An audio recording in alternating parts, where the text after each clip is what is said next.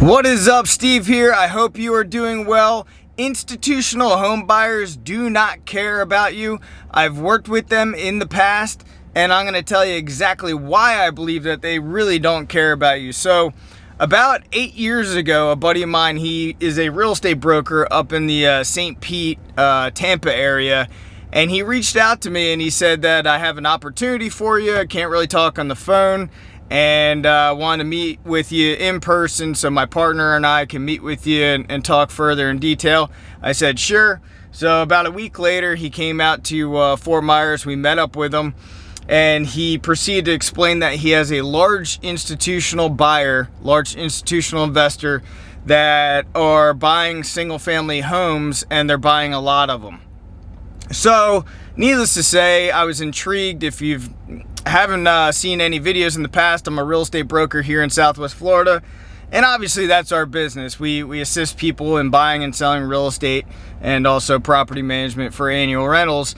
Anyway, so I said, what are they looking to do? And he's like, well, they basically bought a few hundred homes from them up in the Tampa, St. Pete area, and they're looking to expand further south.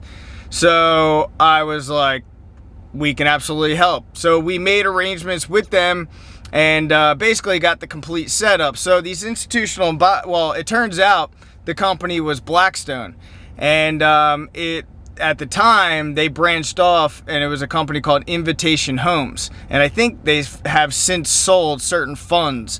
So how it works is basically they have their specific criteria of what they're looking for. Primarily, it's usually single family homes, usually 3 bedrooms or more, 2 bedrooms or 2 bathrooms, usually a 1-car or 2-car garage.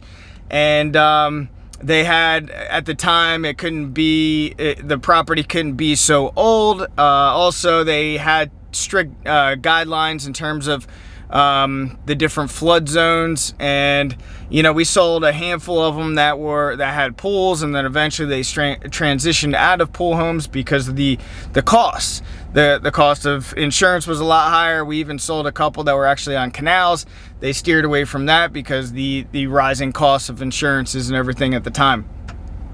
Needless to say, we sold them, I don't know, 100, 130 homes, something like that, in literally a 6-month period. And it was kind of like game on. We're helping this institutional investor, and I really didn't know much about institutional investors at the time. And sure enough, they were paying all cash for these properties. However, they were taking on debt, and I think that that's one of the misconceptions for a lot of people is they think that these institutional investors are coming in, they're buying homes, and they're not taking any kind of debt at all, and that's simply not true in most cases. Now, present day, obviously, we're seeing a lot of institutional investors compete with primary home buyers, which is, a lot of people are just getting outbid. It's very frustrating. So that's one of the reasons why they really don't care about you. And I'm going to talk about another reason toward the end of this video as well. But a lot of people don't understand is a lot of these institutional investors, even the smaller ones that are out there, they are causing some damage in the market as well. And they are taking on debt. Now, a lot of times their debt position, they're not, 15, 30-year fixed interest mortgage interest rates, fully amortized. And a lot of them are floating debt, which means that they're just basically floating along, or they were fixed for, say, a 2-year, a 3-year, a 5-year period, and then those rates begin to adjust. So this is leading me up to my next reason why institutional investors do not care about you, because I believe it's going to get a lot worse. So let me explain. When you're buying real estate, when investors are buying real estate, there is a long process. You have to hire real estate agents to scout out the properties. You have to have a team of, they had a team of inspectors that were going out inspecting these properties. You had to have a team of contractors going in and fixing these properties up. And by the way, they wouldn't even assume any tenants or even any sellers leasing back properties at all. The properties had to convey vacant. So they would have to have a team of contractors going in, fixing these properties up to get them rent ready. And at the time, we were also assisting in leasing these properties out for Invitation Homes as well. So they had to create a team around that. And we eventually got canned because they actually had their own internal managers who basically were on salary positions. So instead of paying us commissions, they basically created their own in-house teams, and then we got booted and they had their individual teams in place. So there's a lot of moving parts, when you're renting real estate. And then you had to have your handyman if something broke while tenants are there. And, there's a lot of things associated with renting properties out, which is getting to my next point, which is the yield that these investors must make. So a lot of times these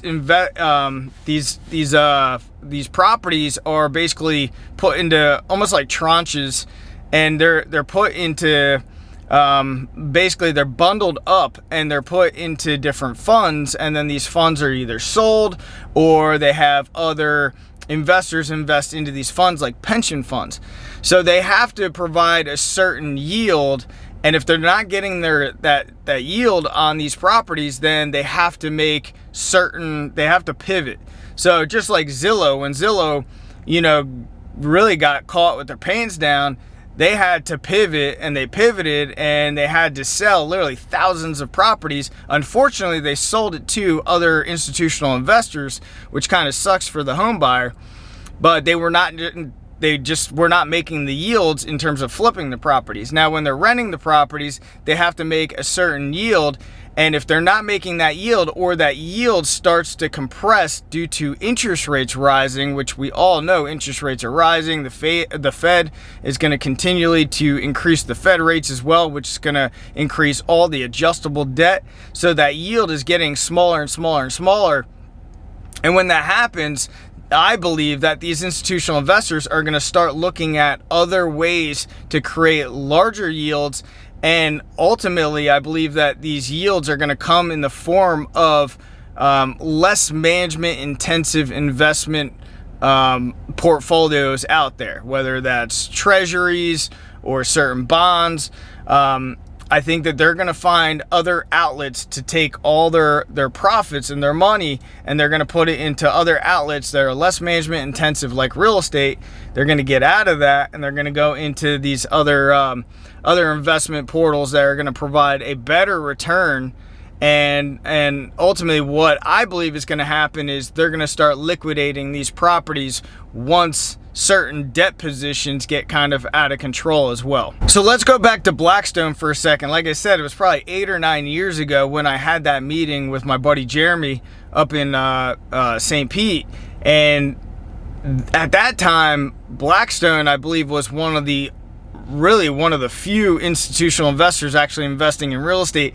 And at the time, there wasn't a big influx of real estate investors coming into the market and buying a bunch of real estate. So I think certain institutional investors have big equity positions, because I know those properties that we were selling to them back then, if they didn't refinance out of them or whatever the case is, still have substantial equity in those properties. Now, properties that they're buying recently, I think that a lot of them are buying at the top of the market, whether it's Blackstone or other institutional investors. And I think that when they get wind of the market starting to shift and even going down in price, especially ones that bought at the peak, I think they will be the first to start liquidating, especially if they're combating prices going down as well as interest rates rising. I think their backs are going to be up against the wall twofold, and I think some are going to be quicker to liquidate than others, and the ones that are going to be quick to liquidate, I believe they're going to do it probably in masses. So that could easily flood the market pretty quickly if some of these institutional investors bug out. Even if it's a small institutional investor that was really just concentrating in one area of a specific state, and they drop 1,000 properties on the market, that could have a devastating effect to that local real estate market. Time will tell with what's going to happen with all these properties, but I do anticipate they're going to start trickling into the market probably sooner or later, and a lot sooner than we even think. Let me know your thoughts below, and I'll see you guys on the next video. Thanks a lot for being here.